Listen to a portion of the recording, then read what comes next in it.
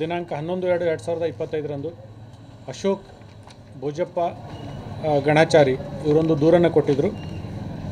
ಈ ಒಂದು ದೂರಿನನ್ವಯ ಗದಗ ಬೆಟಗೇರಿ ಪೊಲೀಸ್ ಠಾಣೆಯಲ್ಲಿ ಯಲ್ಲಪ್ಪ ಮಿಸ್ಕಿನ್, ವಿಕಾಸ್ ಮಿಸ್ಕಿನ್, ಮಂಜು ಶಾವಿ, ಈರಣ್ಣ ಬೂದಿಯಾಳ್, ಮೋಹನ್ ಇವರೆಲ್ಲರ ಮೇಲೆ ನಾವು ಒಂದು ಕಲಂ ಅಪರಾಧ ಕ್ರಮಾಂಕ 15/2025 ಪ್ರಕರಣ ದಾಖಲಿಸಿಕೊಂಡಿದ್ವಿ.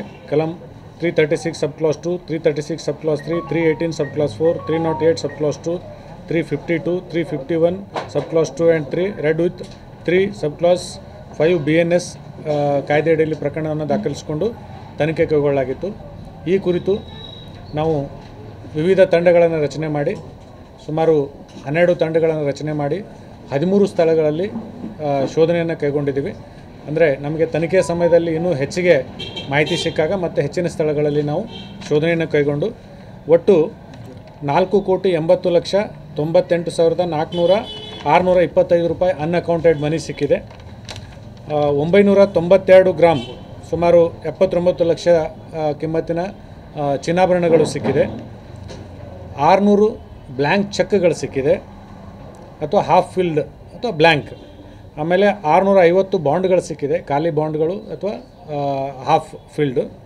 ಆಮೇಲೆ 4 ATM ಕಾರ್ಡ್ ಸಿಕ್ಕಿದೆ, 9 ಬ್ಯಾಂಕ್ ಪಾಸ್ಬುಕ್ ಸಿಕ್ಕಿದೆ, 2 LIC ಬಾಂಡ್ ಸಿಕ್ಕಿದೆ, 65 ಲೀಟರಷ್ಟು ಮದ್ಯದ ಬಾಟಲ್ಗಳು ಸಿಕ್ಕಿದೆ.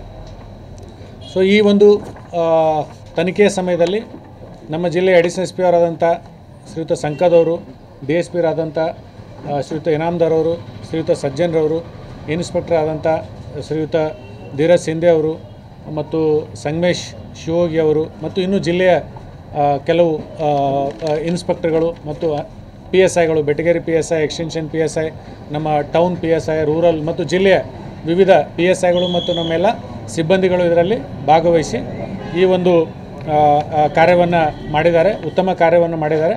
ಅವರಿಗೆಲ್ಲ ಕೂಡ ನಾನು ಅಭಿನಂದನೆ ಸಲ್ಲಿಸ್ತೀನಿ ಮತ್ತು ಸೂಕ್ತ ಬಹುಮಾನವನ್ನು ಕೂಡ ನೀಡ್ತೀನಿ.